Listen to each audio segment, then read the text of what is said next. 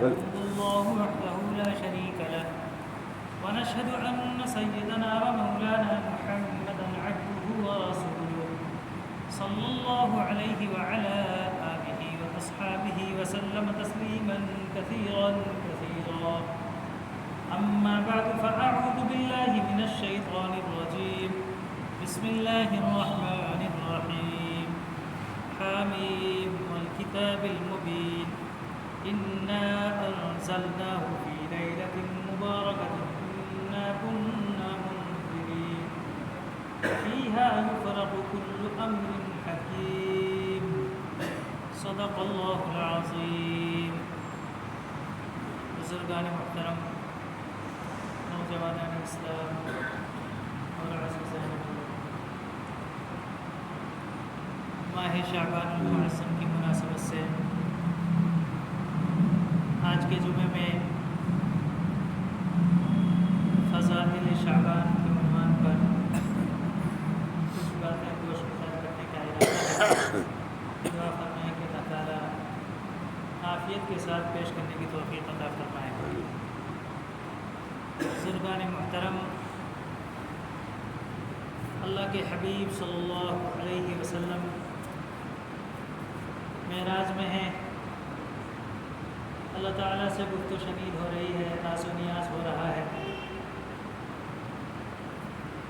باتوں باتوں میں اللہ کے حبیب صلی اللہ علیہ وسلم نے اللہ سے عرض کیا کہ اللہ، آپ نے موسیٰ پیغمبر کو معجزے کے طور پر ثعبان عطا فرمایا. عربی زبان میں ثعبان کہتے ہیں اس زہریلے اژدہا کو جو سب پر غالب ہو، اس کو ثعبان کا بڑا اژدہا، بڑا سانپ. موسیٰ علیہ السلام کو اللہ تعالیٰ نے جادوگروں کے مقابلے میں عطا فرمایا تھا کہ جب سارے جادوگروں نے اپنے سانپ کو رسی، ربڑ اور دیگر شکلوں میں جب پیش کیا تو موسیٰ علیہ السلام نے اللہ کے حکم سے اپنی لاٹھی کو جو ان کے سامنے چھوڑا تو وہ ثعبان بن گیا، بڑا اژدہا کہ جس نے ان سارے جادوگروں کے سانپوں کو نگل گیا. اور پھر اس کے بعد اللہ نے فرمایا کہ اے موسیٰ، اپنی لاٹھی کو اپنے ہاتھ سے پکڑو، وہ اپنی اصلی شکل میں آ جائے گی. موسیٰ علیہ السلام نے پکڑا، وہ اپنی اصلی شکل میں آ گئی. یہ معجزہ تھا جو موسیٰ علیہ السلام کو جادوگروں کے مقابلے میں اللہ تعالیٰ نے عطا فرمایا.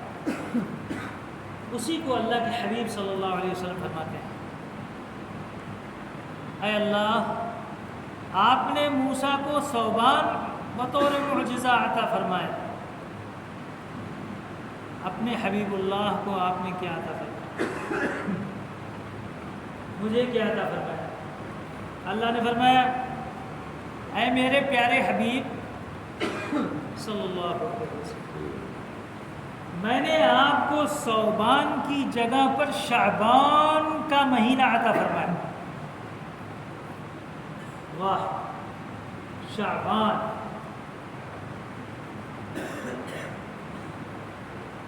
بہترین قسم کا مہینہ آپ کو میں نے عطا فرمایا. اسی بنیاد پر اللہ کے حبیب صلی اللہ علیہ وسلم فرماتے تھے، شعبان شہری و رمضان شہر اللہ. شعبان میرا مہینہ ہے اور رمضان اللہ کا مہینہ ہے. اللہ کے مہینے کی تیاری اللہ کے حبیب صلی اللہ علیہ وسلم ماہ رجب سے فرما رہے ہیں. اہتمام دیکھو.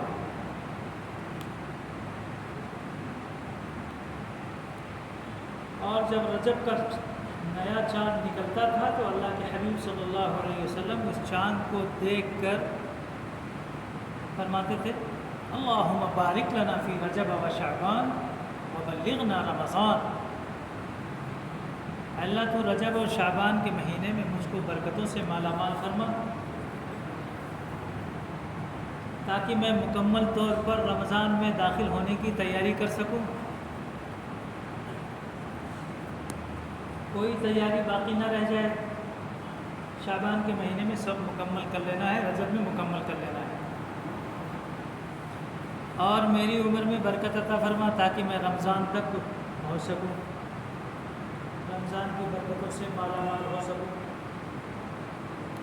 اللہ کے حبیب صلی اللہ علیہ وسلم رجب سے ہی تیاری فرما رہے ہیں اور امت کو سبق دے رہے ہیں کہ دیکھو تم بھی جب رجب کا چاند دیکھنا تو معمولی دعا تو پڑھنا ہی پڑھنا، اس کے ساتھ ساتھ یہ دعا بھی پڑھ لینا، اگر اس وقت نہ پڑھو تو اب پڑھ لو، اللہم بارک لنا فی رجب و شعبان و بلغنا رمضان۔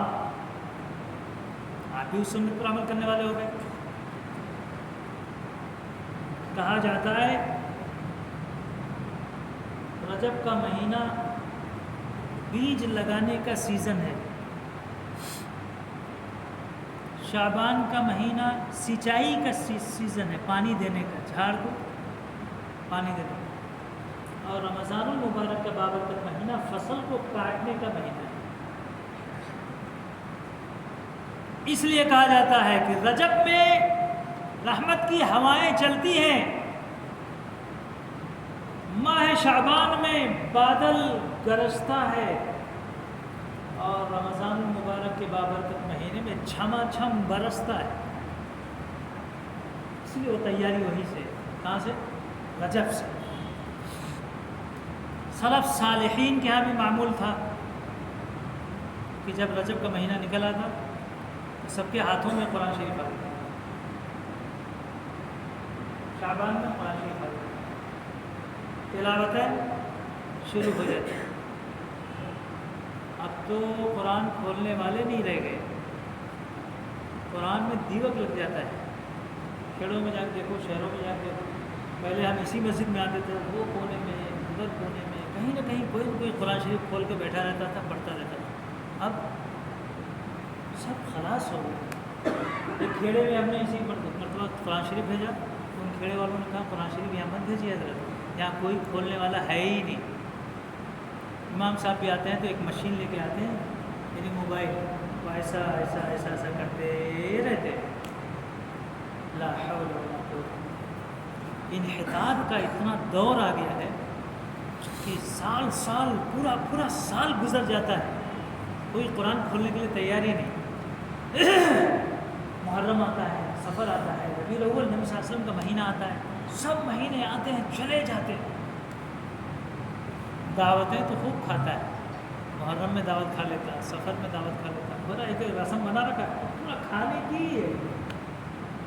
ربیع الاول میں کھا لیتا بوندی بانٹ کے، ربیع ثانی میں 11ویں بنا لیتا، سب میں ایک پورا بنا لیا۔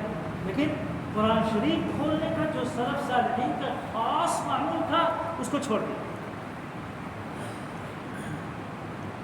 خاص لوگوں کو بھی اب توفیق نہیں ہوتی، رجب میں کم سے کم قرآن شریف کو پڑھ لیں، کچھ تو تلاوت کر لیں، بہت کم ہو گیا۔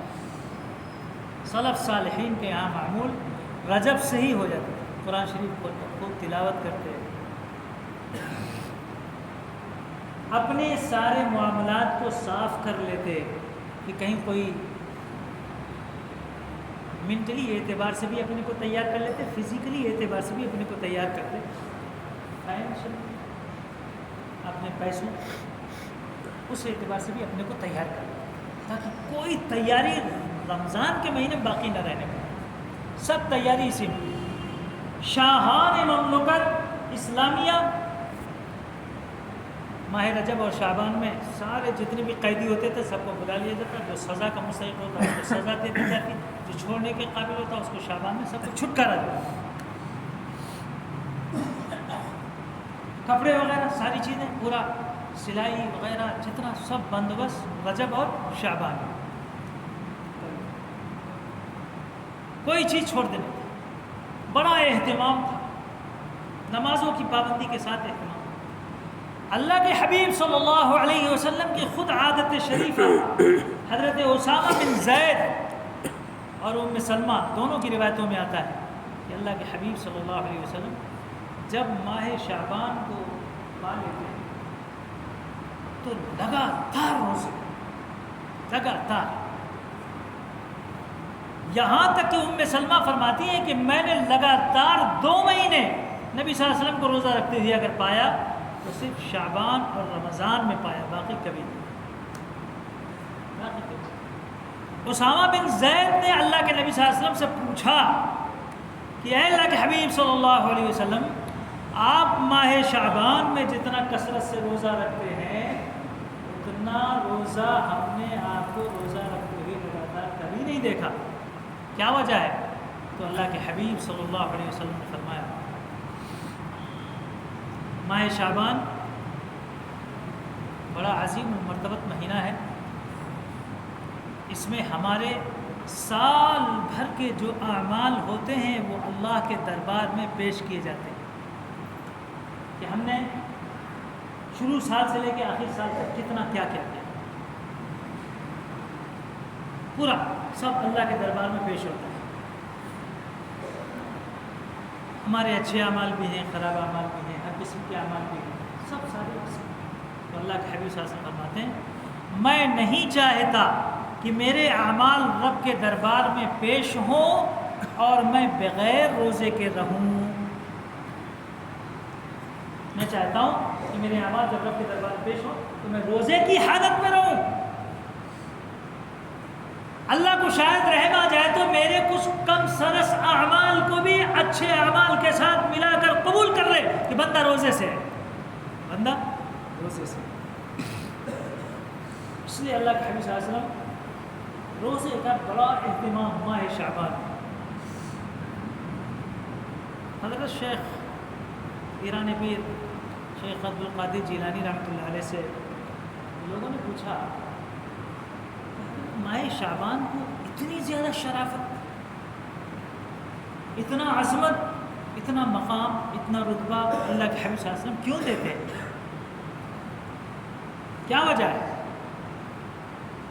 کیا آپ ماہ شعبان میں صحابہ کو دیکھ رہے ہیں، نبی صلی اللہ علیہ وسلم کو دیکھ رہے ہیں، سب کی زندگیوں میں نمایاں فرق ہو گیا، آخر وجہ کیا ہے؟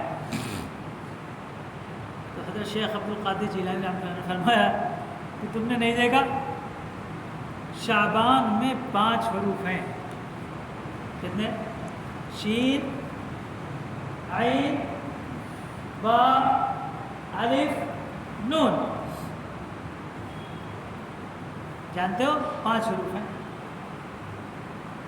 یہ 5 حروف کچھ بتا رہے ہیں کہ اس کا نام شعبان کیوں ہے۔ شین سے شرافت ہے،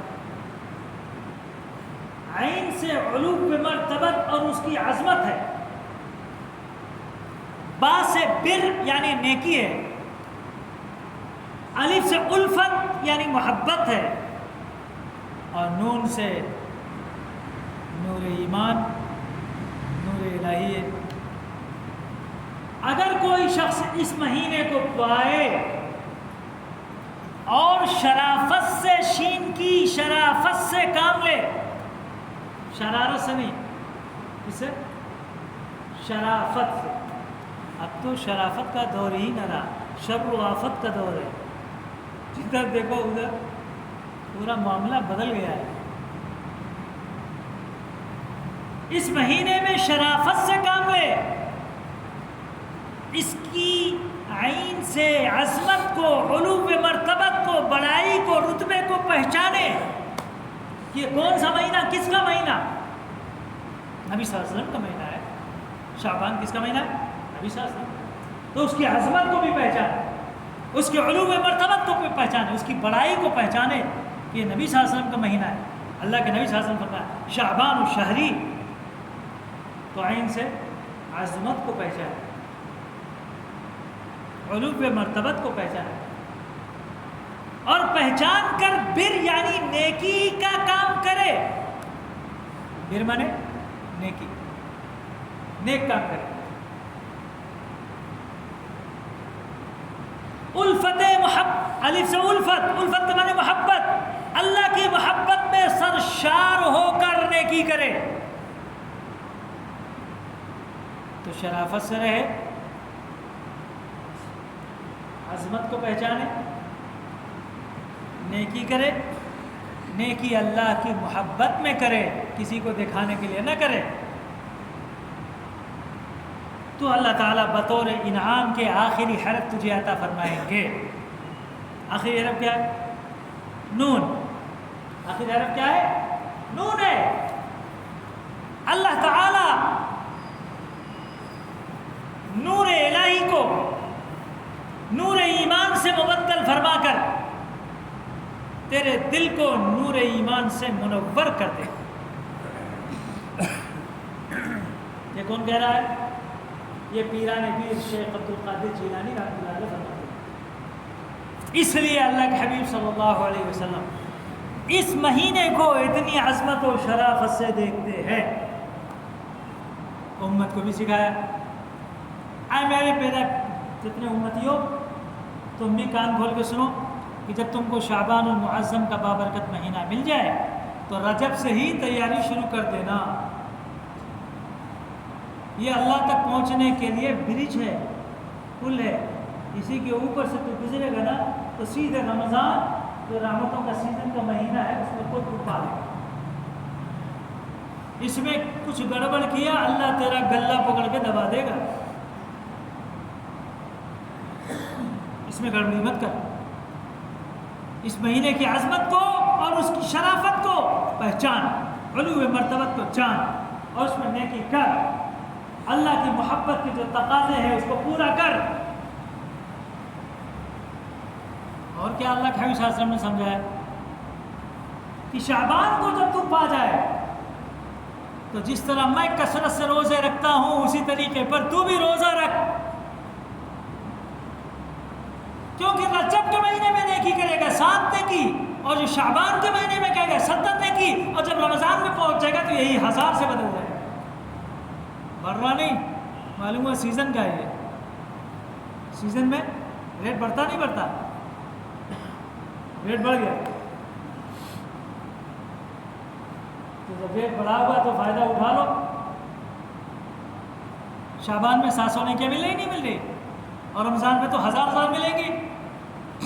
تو ابھی سے تیاری کرے گا تبھی نا. لیکن امت پر اللہ کے حبیب صلی اللہ علیہ وسلم نے رحم فرمایا اور فرمایا میں تو پورے شعبان میں روزہ رکھ سکتا ہوں، لیکن امت کو حکم دیتا ہوں کہ 15 شعبان تک روزہ رکھ سکتے ہیں. 15 شعبان تک روزہ رکھ سکتے ہیں. 15 کے بعد نبی تو رکھ سکتے ہیں، امتی نہیں رکھے گا، بلکہ امتی کھا کھا کے ذرا مشٹنڈا ہو کے رمضان کی تیاری کرے گا. چلو تم کو تو بریانی مل گئی، کھاؤ اور باڑی بناؤ، اور پھر اس کے بعد رمضان میں قربانی دو. بہترین طریقے پر رمضان کے روزے کو اس کے بعد مکمل کرو. یہ امتی کو حکم دے دیا.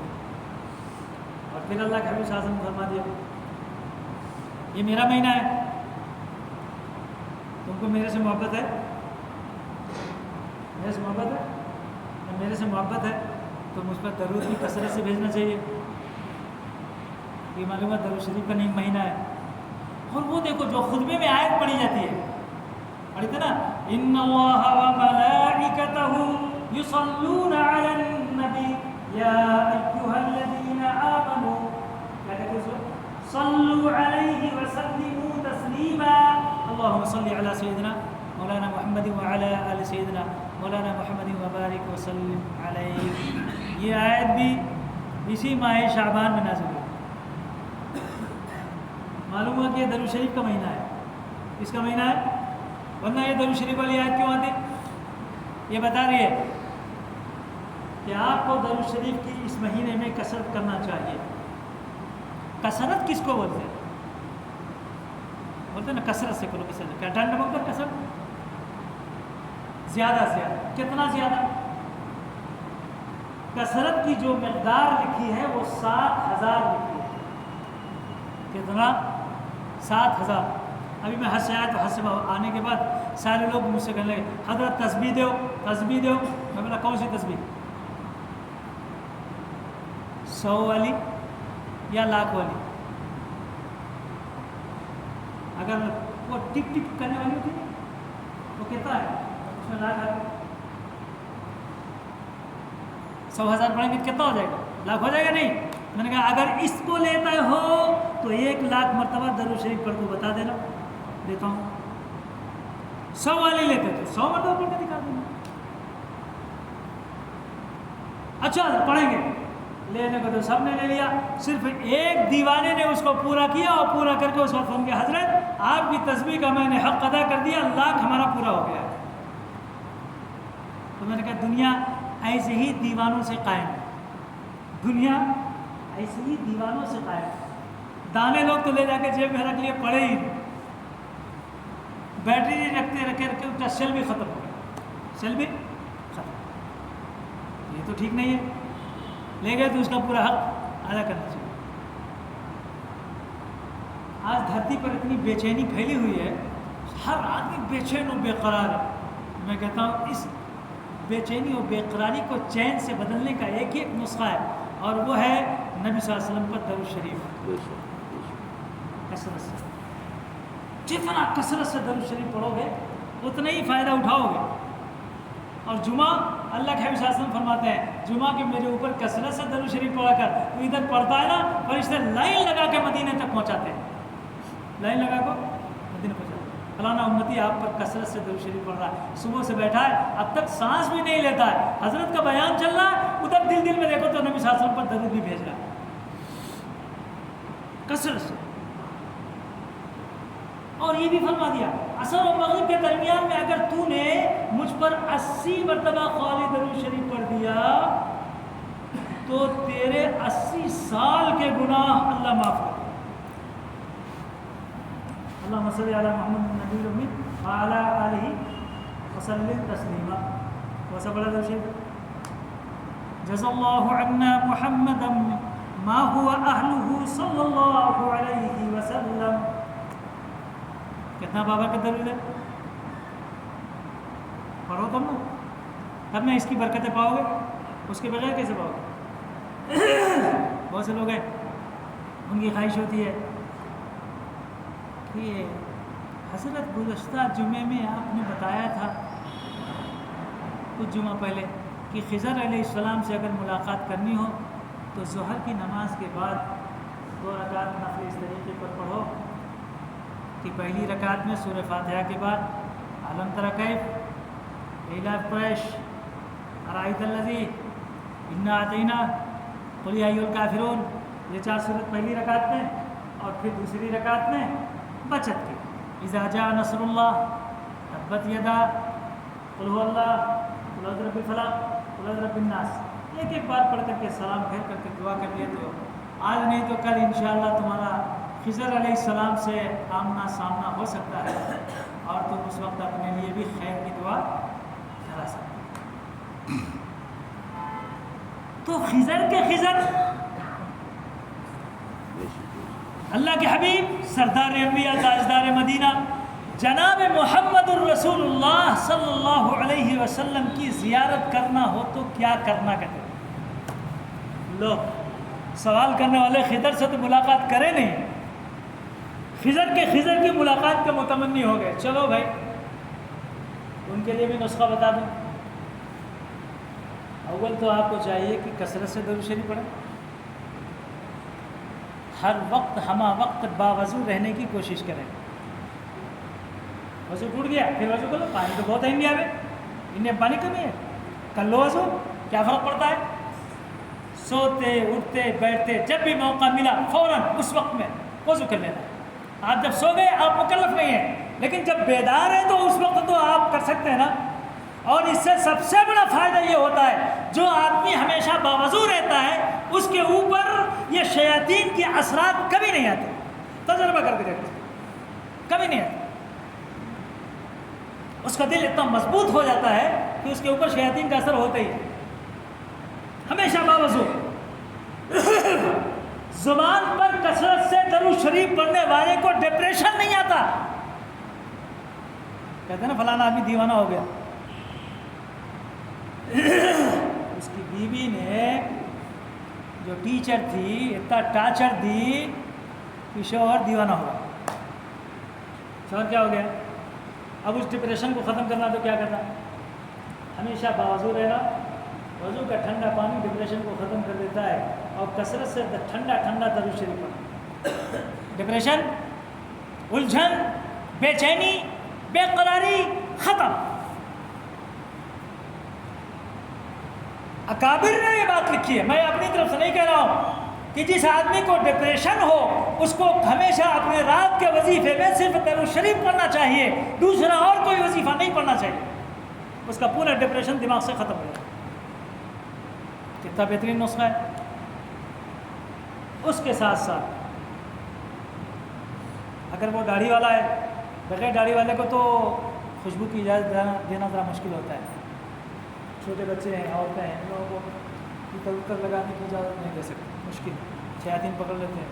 جو داڑھی والے لوگ ہیں ان کو چاہیے کہ ہمیشہ اللہ کے نبی صلی اللہ علیہ وسلم کی پسندیدہ خوشبو استعمال کرنا چاہیے۔ اللہ کے نبی صلی اللہ علیہ وسلم کی پسندیدہ خوشبو عود ہے، اور آپ کے پسینے سے جو خوشبو نکلتی تھی وہ کون سی ہے؟ گلاب ہے، عطر ریحان ہے، عطر حنا ہے۔ حنا مت لگانا جلدی، حنا پہ بہت جلدی جنات آ جاتا ہے، مصیبت یہ ہے، اس لیے اگر تم میں برداشت کرنے کی طاقت ہے تو لگا لو۔ اول تو عطر حنا اوریجنل ملتے ہی نہیں، اور ملتا ہے تو ان لوگوں کو ملتا ہے جو واقعتاً اس لائق ہیں جو عطر حنا لگا سکتے ہیں، سب کو اجازت نہیں دی جا سکتی۔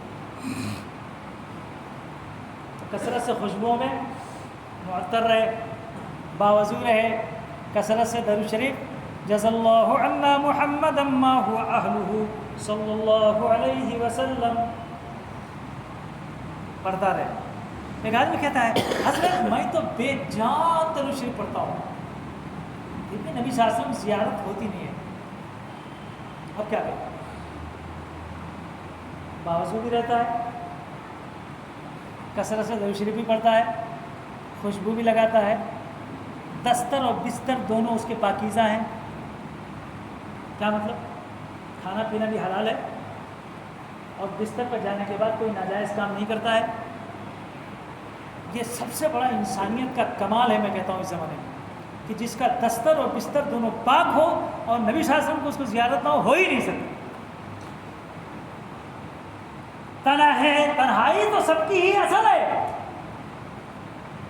کہ انسان جس طرح سب کے سامنے گناہوں سے بچتا ہے اسی طریقے پر اپنی تنہائی میں بھی اپنے کو بچاتا ہے، اپنے دسترخوان پر بھی اپنے کو بچاتا ہے۔ تو کمال کا مسلمان ہے، کمال کا مسلمان۔ اس کے باوجود اس کو زیارت نہیں ہو رہی، کہتا ہے۔ میں نے کہا چل تیرے لیے ایک اور نسخہ دیتا ہوں، میں انشاءاللہ ضرور تیرے کو زیارت ہوگی۔ خضر کے خضر ہمارے پیارے اور آپ کے حبیب آخری نبی تاجدار مدینہ جناب محمد الرسول اللہ صلی اللہ علیہ وسلم کی زیارت چاہتے ہو تو اس کے لیے ایک نسخہ میں آپ کو دیتا ہوں، انشاءاللہ ضرور ہو جائے۔ توشی پڑھتے نا، نبی صلی اللہ علیہ وسلم کا نام آتا نا اس میں، محمد، کس کا نام ہے؟ کس کا نام ہے؟ ہمارے پیارے حبیب کا، نبی صلی اللہ علیہ وسلم کا نام ہے۔ اس میں جو دوسری میم ہے، اس میم پر ذرا دبا کے بولو، اللہم صلی علی محمد، اتنا دباؤ ڈال کہ وہ میم محمد کی تیرے دل پہ اتر جائے، تشدید ذرا زوروں پہ دبا کے ادا کر، اب ضرور زیارت ہوتی ہے۔ پڑھنے کے طریقے سے پڑھ، یہ طریقہ نہیں معلوم، اب معلوم ہو گیا نا، کہ جب بھی ہم درود شریف پڑھیں تو اس وقت اللہم صلی علی محمد، میم پر تھوڑی دیر ذرا دباؤ زور سے، اتنا دباؤ کہ دل مدینے تک کے دباؤ کو محسوس کرے۔ اب دیکھ پھر کیا ہوتا ہے، اب مدینے تک کا دروازہ کھلتا نہیں کھلتا، تیرے دل میں پہلے بیٹھنا چاہیے نا۔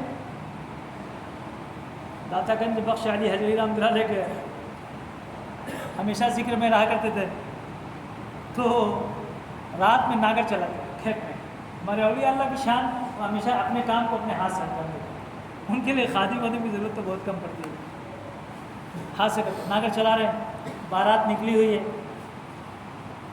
محمد پور سیال کوٹ کو جا رہی تھی، راستہ رہا اندھیرا اس زمانے میں، بھول گئی، اب تک کا راستہ سمجھ میں نہیں آتا ہے، گھوم رہے راستہ ملتا نہیں، لاسٹ میں ایک دم بالکل تنگ آ گئے تو اس کھیت کے قریب پہنچ گئے جہاں سے حضرت داتا گنج بخش علی حجویری رحمۃ اللہ علیہ جہاں ناگر چلا رہے تھے اور زور زور سے درود شریف پڑھ رہے تھے، زور زور سے درود شریف پڑھ رہے تھے، جزا اللہ عنا محمدا ما هو اہلہ صلی اللہ علیہ وسلم، زور زور سے پڑھ رہے تھے۔ تو انہوں نے کہا ارے ارے کون کے آدمی ہیں یہاں پہ ہے، چلو اس سے ایڈریس معلوم کریں گے، اس سے ایڈریس معلوم کریں گے۔ بارات کہاں جانا؟ محمد پور۔ گئے آئے کہنے لگے بابا جی راستہ ہم بھول گئے ہیں، سیال کوٹ محمد پور کو ہم کو جانا ہے، محمد پور کو۔ اچھا محمد پور کا راستہ بھول گئے، آپ کو راستہ اگر معلوم ہو تو راستہ بتا دیجئے۔ حضرت نے فرمایا آنکھیں بند کرو۔ کیا کرو؟ آنکھیں بند کرو، کیونکہ اس آنکھ سے دیکھا ہوا سارا دھوکہ ہے۔ اس آنکھ سے سب دیکھا ہوا کیا ہے؟ سب دھوکہ ہے۔ اس آنکھ سے جو کچھ دکھتا ہے وہ دھوکہ ہے۔ حقیقت تو باطنی آنکھ سے دیکھی جاتی ہے۔ آنکھ بند کرو، اس کے بعد حقیقت کھلے گی۔ اس دنیا سے آنکھ بند کر لو، حقیقت اس دنیا کی کیا تھی سب کھل کر سامنے آ جاتی ہے۔ آخرت، جنت، حساب کتاب، پلسرا سب سامنے ہوتا ہے، ہوتا نہیں ہوتا؟ اولیاء اللہ کی شان یہی ہوتی ہے کہ وہ اس ظاہری آنکھوں سے وہ چیز کو جو حقیقت سے متعلق ہے نہیں دکھاتے، بلکہ آنکھ کو بند کراتے ہیں اور کہتے ہیں آنکھ کو بند کر، 7ویں آسمان پہ پہنچ جا۔ یہی نہیں کرتے وہ لوگ، اولیاء اللہ کیا کرتے ہیں؟ یہ تو کہتے ہیں حقیقت کو دکھانا ہے تو آنکھوں کو بند کرنا ہے۔ آنکھوں کو بند کرتے ہیں دیدار کے لیے۔ ہو آنکھ بند کیا، اب پورا خیال آ گیا، پورا خیال آ گیا۔ تو داتا گنج بخش علی حجویری نے کہا محمد پور کا راستہ دیکھنا ہے، جانا ہے تو آنکھیں بند کرو، محمد پور سامنے آپ کو مل جائے گا۔ اچھا کیسا بابا ہے بھائی یہ؟ سب کہتے ہیں یہ دیکھ لو یہ راستہ سیدھا چتور کو جاتا ہے، دیکھ لو، کہتے ہیں آنکھ کھولو، کہتے ہیں اور یہ کون سا بابا ہے جو راستہ دکھا رہا ہے؟ کہتا آنکھ بند کر لو راستہ مل جائے گا۔ اچھا یہ اچھا بابا ملا ہے بھائی۔ میں آنکھیں بند کرو، محمد پور کا راستہ دکھاتا ہوں۔ سب لوگوں نے کہا کہ بھائی رات کا وقت ہے، اب کہاں ہمیں اندھیرے میں بھٹکنا، کیا کہ ایک راستہ دکھانے والا ملا ہے، جو بولتا ہے وہ سنو، آنکھیں بند کرو۔ سب نے آنکھ بند کیا اور کہا 2 قدم چلو، 2 قدم جیسے ہی چلا کہا آنکھ کھولو، اور جب آنکھ کھولا گنبد خضرا سامنے۔ کہاں پہنچا دیا؟ گنبد خضرا سامنے، مدینہ پہنچا دیا، 2 قدم میں پہنچا دیا۔ تو لوگ دیکھیں لگے بابا جی یہ تو مدینہ ہے۔ کہنے لگے بھائی تم کون سے محمد پور کو پوچھ رہے ہو؟ معلوم نہیں، مجھے تو یہی محمد پور معلوم ہے بس، دوسرا محمد پور میرے دل میں نہیں، دوسرا کہاں سے؟ یہی محمد پور۔ تم نہ دوسرا محمد پور جانا ہے تو جہاں سے میں لایا تھا وہی چھوڑتا ہوں، آنکھ بند کرو اور 2 قدم چلو۔ پھر کہاں ہے؟ کھیت کے اندر لوٹا دیا۔ اب کون سا محمد پور تم کو جانا ہے تم ڈھونڈ دو، سمجھ گئے؟ یہ ہے جو میں کہہ رہا تھا، محمد کے میم پر اتنا زور لگاؤ کہ سوائے محمد پور کے دوسرا کوئی نہ نظر آئے۔ اب محمد صلی اللہ علیہ وسلم کی زیارت ہو گئی، سمجھئے؟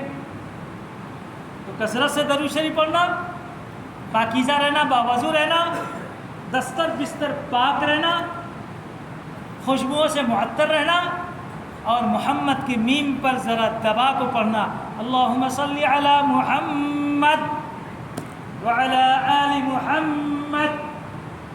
اب کون دکھیں گے؟ اب کون دکھیں گے؟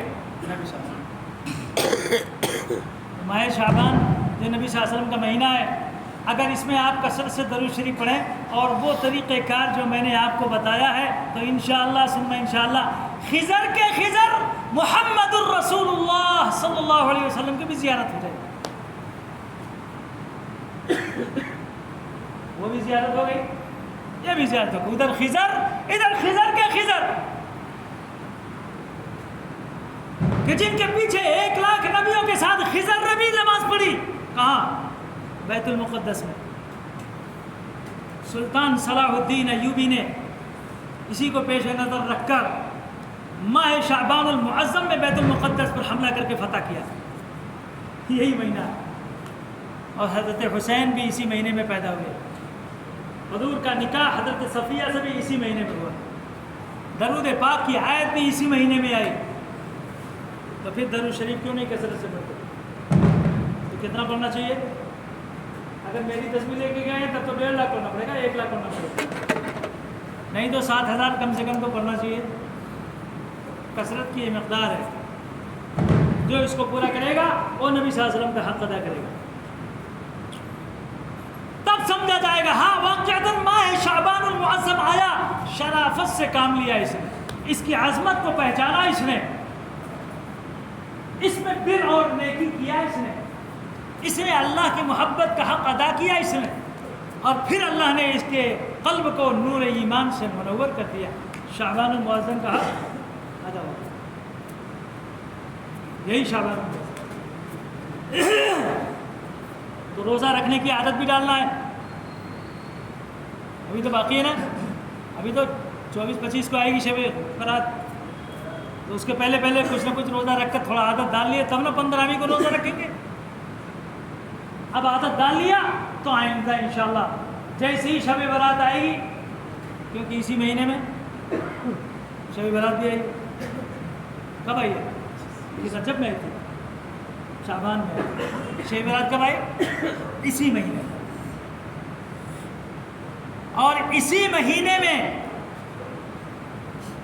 ہماری اور آپ کی اماں عائشہ صدیقہ رضی اللہ تعالی عنہا کو ایک بہترین لقب ملا. اماں عائشہ فرماتی ہیں میری باری تھی, اللہ کے حبیب صلی اللہ علیہ وسلم تشریف لائے, اور اس کے بعد تھوڑی دیر کے بعد دیکھا تو غائب. میں نے سمجھا کچھ غلطی ہو گئی. بیوی کے بستر سے اگر کوئی ہٹ گیا تو کیا سمجھے گا؟ کچھ میری غلطی ہو گئی. بیوی نے سمجھ لیا. 14ویں چاند نکلا ہوا, اجالا بہترین. عرب کے لوگ نشان قدم کو پہچانے میں ماہر, اماں عائشہ ڈبل ماہر. نبی صلی اللہ علیہ وسلم کے قدم مبارک کو پہچان گئے. کمرے سے نکلے ہیں, یہ پاؤں, یہ پاؤں, یہ پاؤں, ہاں یہ گئے, سیدھا نکل گئے. دیکھا کہ جنت البقیع کی طرف تک نشان گیا ہے. جا کے دیکھا تو اللہ کے نبی صلی اللہ علیہ وسلم وہاں تشریف, اور آپ امت کے حق میں مغفرت کی دعا فرمانا. سجدہ ریز ہے, آنسو بہا رہے ہیں, اللہ کے حبیب صلی اللہ علیہ وسلم کو دلا رہے ہیں, رو رہے ہیں, اور امت کا کام بنا رہے ہیں. ہم عائشہ نے دیکھا کہیں اللہ کے نبی صلی اللہ علیہ وسلم کو معلوم نہ ہو جائے بھاگ سے, لیکن نبی صلی اللہ علیہ وسلم کو محسوس ہو گیا. عائشہ کو کچھ شک ہو گیا. اس شک کو دور کرنا بھی ضروری ہے, اس لیے اللہ کے نبی صلی اللہ علیہ وسلم نے سلام پھیرا, دعا کی, اور سیدھا پیچھے اماں عائشہ کے حجرے تک آ گئے. جب آئے تو اماں عائشہ کا دم چل رہا ہے. کئی کو وہ تیزی سے گئی تھی تو دم نہیں چڑھے گا, اور آدمی کو جب دم چڑھتا ہے تو یہ چہرہ بالکل لال ہو جاتا ہے, ہوتا نہیں ہوتا. حضرت صلی اللہ علیہ وسلم جب تشریف لے آئے تو کمرے کے اندر اس وقت آپ مسکرائے, اور مسکرا کر آج پرانا نام نہیں لیا عائشہ نہیں, بلکہ فرمایا حمیرہ تیرا چہرہ لال ہو گیا. کیا بات ہے, کیوں سانس چڑھ رہی, دم چڑھ رہا ہے؟ حمیرہ یہ لقب کب ملا؟ شعبان کے مہینے, شعبان کے مہینے کہ نبی کی تلاش کا مہینہ یہ اماں عائشہ نے تلاش کیا ہے, اور حمیرہ لقب پایا ہے. اور اللہ کے حبیب صلی اللہ علیہ وسلم نے اس وقت میں अम्मा आयशा से पूछा क्यों, क्या हो? फरमाया कि अल्लाह के रसूल बिस्तर पर आकर ना आहिस्ता से उठे और चले गए। आज तो शौहर उठे तो पूरा मोहल्ला समझ जाता कि फलाने के शौहर बेदार हुए हैं। ओहो, इतनी खांसी की मालूम होता कि बड़े हजरत कहीं ताजुद पढ़ने जा रहे हैं, पूरा मोहल्ला समझ। और नबी सल्लल्लाहु अलैहि वसल्लम पूरी उम्मत की ठेकेदारी जिम्मेदारी लेने के लिए गए हैं जन्नतुल बकी में। अम्मा आयशा वहीं गोद में सोई है, मालूम नहीं हुआ। इतना आहिस्ता से निकल कर आप तशरीफ ले गए। मालूम हुआ बीबी को इतना भी बीपी डालने की इजाज़त नहीं है कि उसकी नींद में खलल पड़ जाए। आहिस्ता उठो और जाओ। और नबी सल्लल्लाहु अलैहि वसल्लम वहाँ से ये आदाब में से ये बात। आप अपनी नफली इबादत करने जा रहे हैं ना।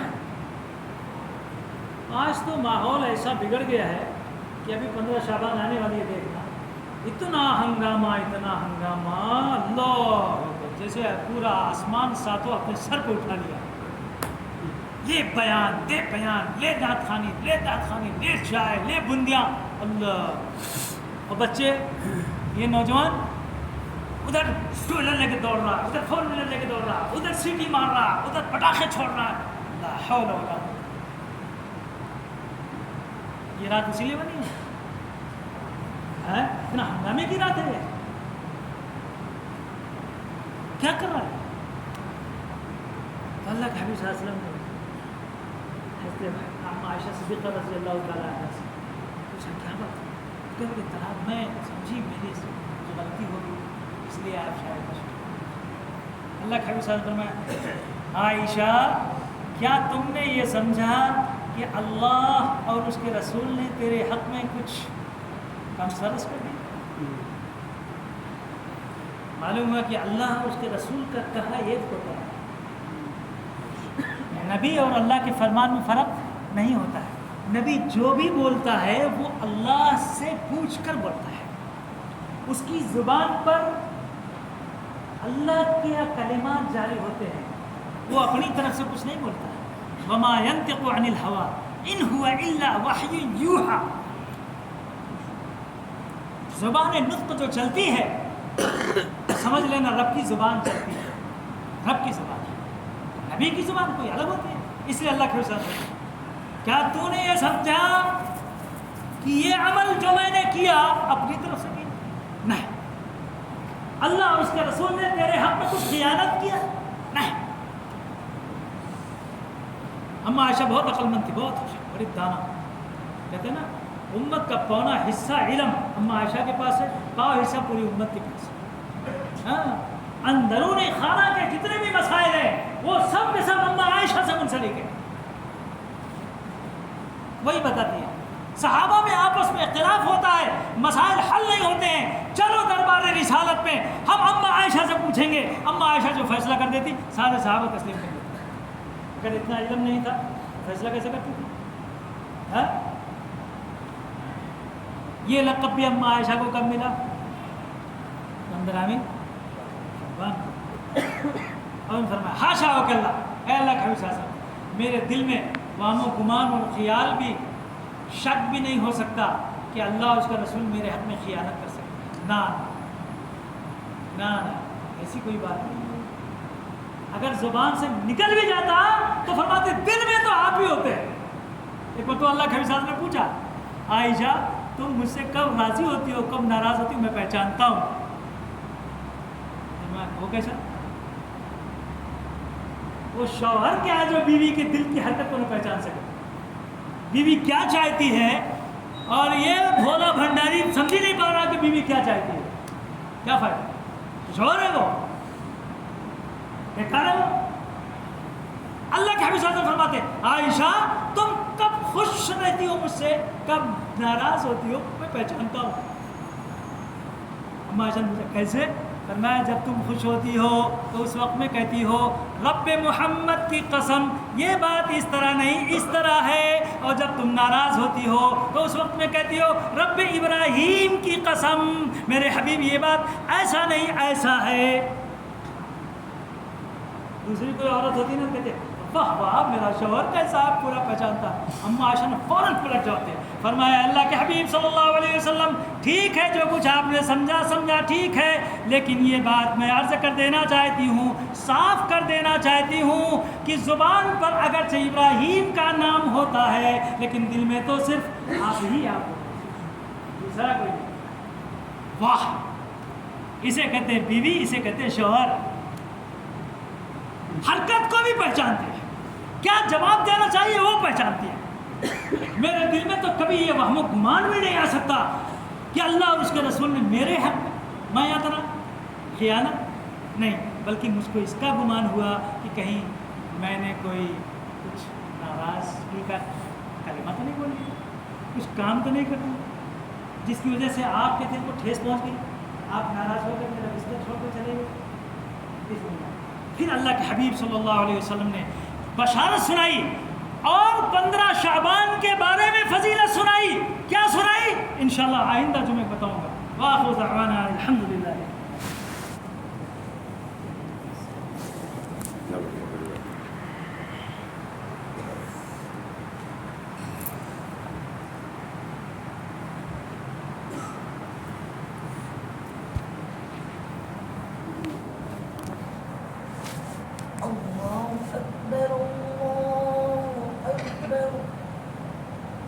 اللہ